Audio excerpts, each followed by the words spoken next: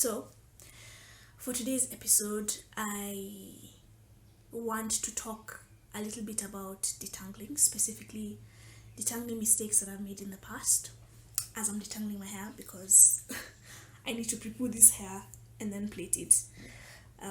So, I thought it would be good to just kind of kill two birds with one stone.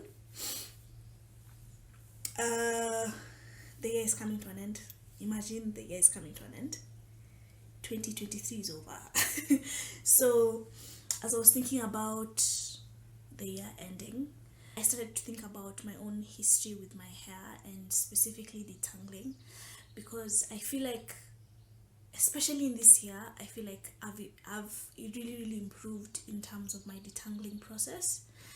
And looking back, there are a bunch of mistakes that I made, and I would like to share those mistakes with you guys just in case you're making similar mistakes.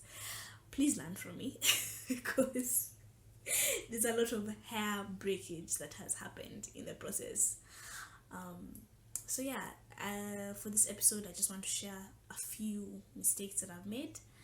So for this detangling process, I will be using 4 crocodile clips to section my hair.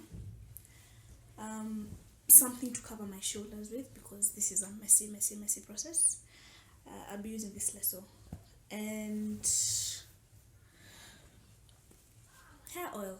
This is a DIY hair oil. I used olive oil and fenugreek powder, infused that for a couple of weeks, then transferred the oil into this container, added some essential oils.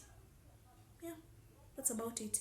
What I'm gonna do though with the remaining, because there's residue, there's fenugreek powder residue with a bit of oil, I will mix that in with my moisturizing deep conditioner, and then now when I'm deep conditioning this hair during my wash day, that's what I'm gonna use to deep condition my hair. So yeah, that's a tip. Just using what you already have. Just using whatever you already have to just benefit you.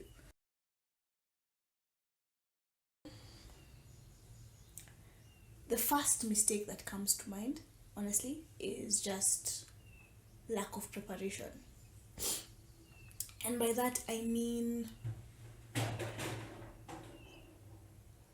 I wasn't very intentional with my detangling process.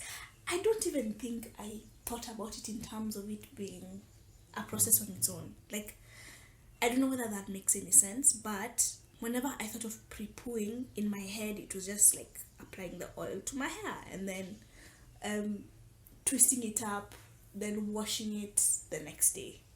Because I tend to pre-poo overnight. So I didn't actively think about detangling as a process in and of itself. And because I didn't actively think about it, I didn't create time for it. So then I would very easily find myself in a situation where, yes, I have, like, my hair is tangled, obviously, like, right, because hair gets tangled. um it's tangled, but I'm not doing, or I'm not taking as much time as I should with it, so I'm in a rush, or I end up experiencing some serious tangles, and so I'm frustrated, and then I'm just rushing through the process. I end up experiencing a lot more breakage than I should. um I'm basically just not, like, I'm not taking the time that I should, and because I'm not taking the time that that I should, I'm being very careless with the process. And yeah, and so I was I learned my lesson. My hair was just constantly breaking, and like this year I've experienced a lot of growth. Yes, there was like a major setback. This was when I lost a bunch of length because of my wash and go.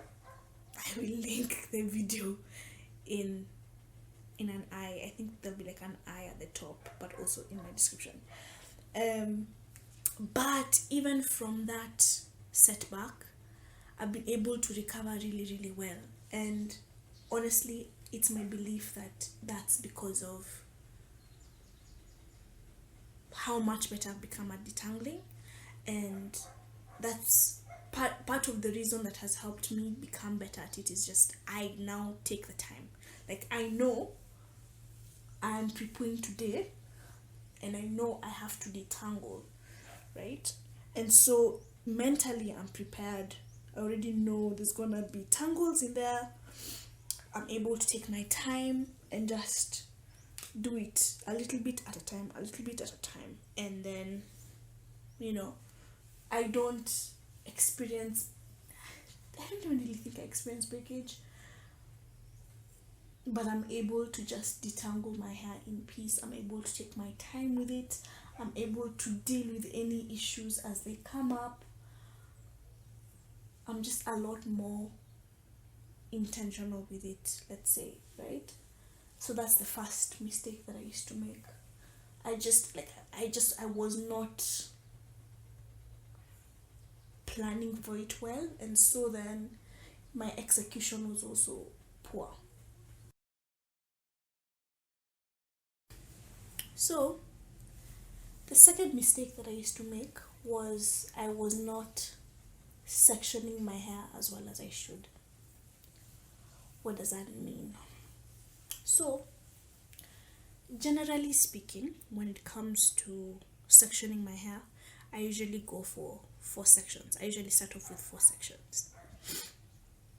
What I've noticed is that towards the front half of my hair gets much, much, much thicker than the back portion of my hair.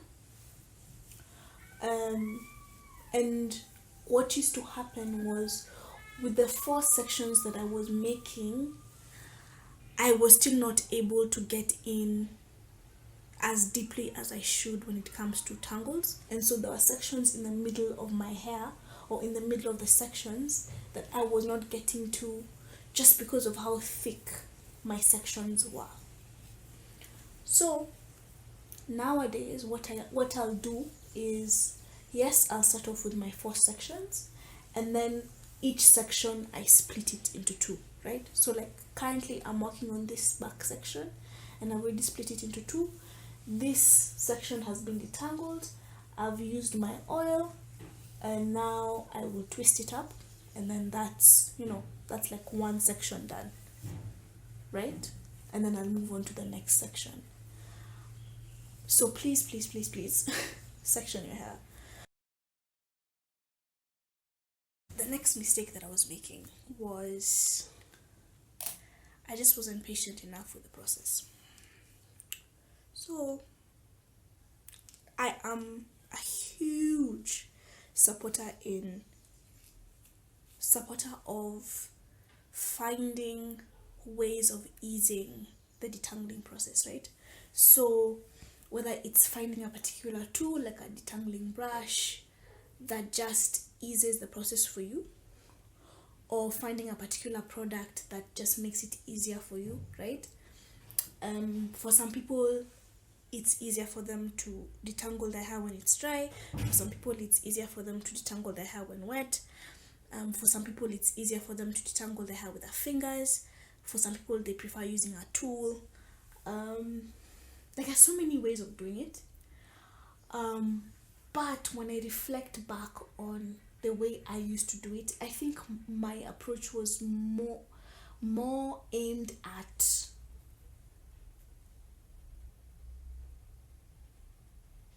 maybe avoiding it as opposed to solving the problem.